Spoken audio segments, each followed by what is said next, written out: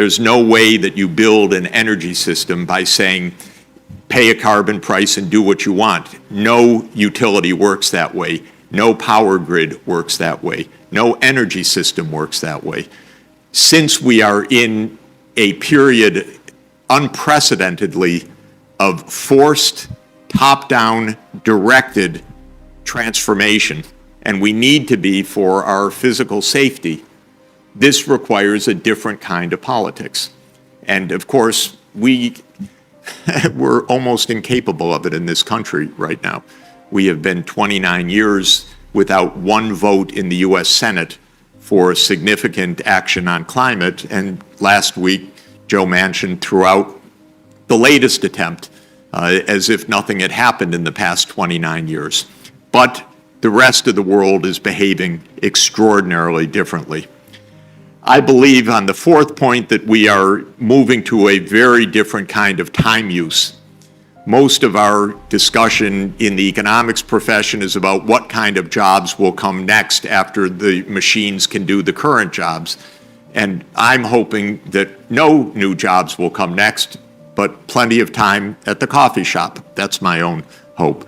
In other words, that we see these advances as an opportunity for leisure, for culture, for education, for care economy, for other uses of our time, rather than inventing new forms of drudgery. And I think for us in academia, a lot of that has already arrived, frankly, because the way we live our lives is very enriching.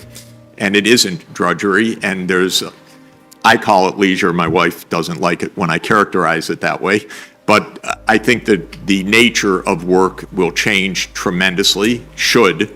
But if we continue as we are, it will not happen with the remotest equity, because what's happened now is that the jobs, good jobs, are being eliminated massively, and a significant part of the population is therefore left with miserable jobs and with the market incomes that go along with that, whereas those who own these transformative technologies are reaching levels of wealth that were unimaginable just recently. So we need a designed idea. Again, other countries, this is second nature. Every country has guaranteed leave time. Every other high-income country works less than the United States by hundreds of hours, actually, in the case of Europe. And other countries rank higher on countless indicators of well-being, including asking people about their well-being. America ranks quite down the list compared to the measured well-being in basically the Northern European countries. And then finally is the question of entrepreneurship and science and industrial policy. There's a lot to say about this, and entrepreneurs certainly make a difference and play a difference, but we, I think, over-glamorize their role tremendously as opposed to the highly institutionalized, unbelievably productive era of science and technology that we're in right now. There's never been a golden age as we have right now of scientific advance. And you pick up any single weekly issue of Science or Nature, and it's mind-boggling how productive the global scientific community is. But it is a community, it's not individual entrepreneurs, it's systems.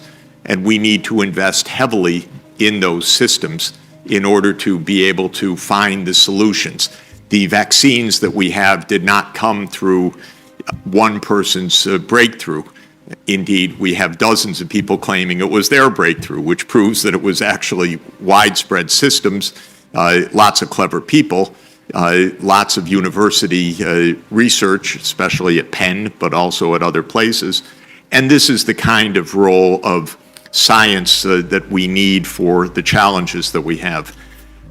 I have no crystal ball, except to say that none of these fundamental problems works in a disaggregated way. None of them stops at the national border. Ideas of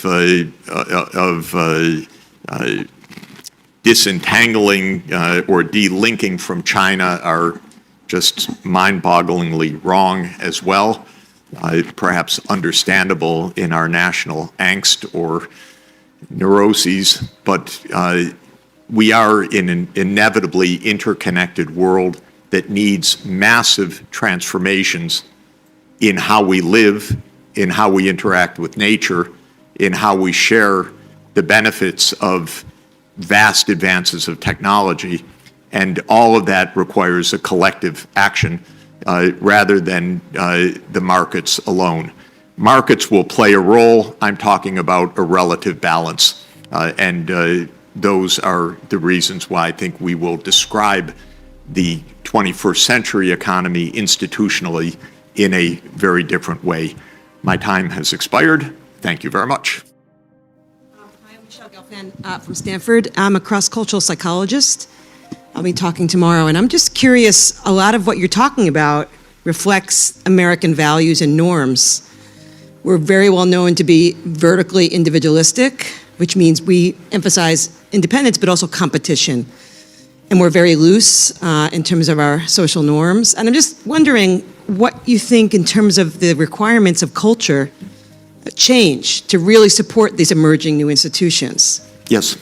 Because it seems to be left off of the sort of agenda when the fact is a lot of these changes can't happen without some significant culture change. For example, Norway and other Scandinavian cultures are individualistic, but they're more horizontal. There's much more solidarity and concern with other humans, even given the individualism. So I'm just curious about where culture fits into your emerging plan.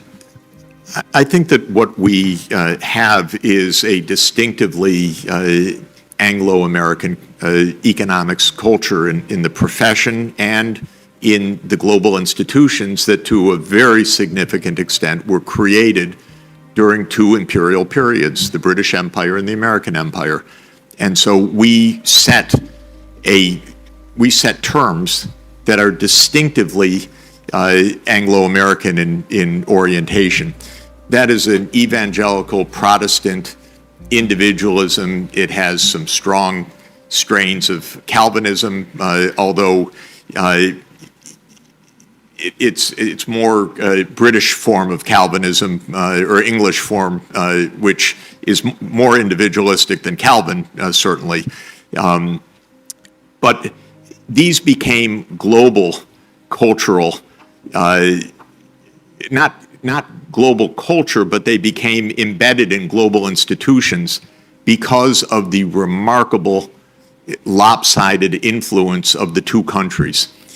Britain dominated global change in the 19th century because it got to the steam engine first and all the other things that came with that. The United States, partly as a British offshoot and partly because of the American experience, took the baton in 1945 and shaped the international institutions thereafter. So it's long been understood our capitalism is very different.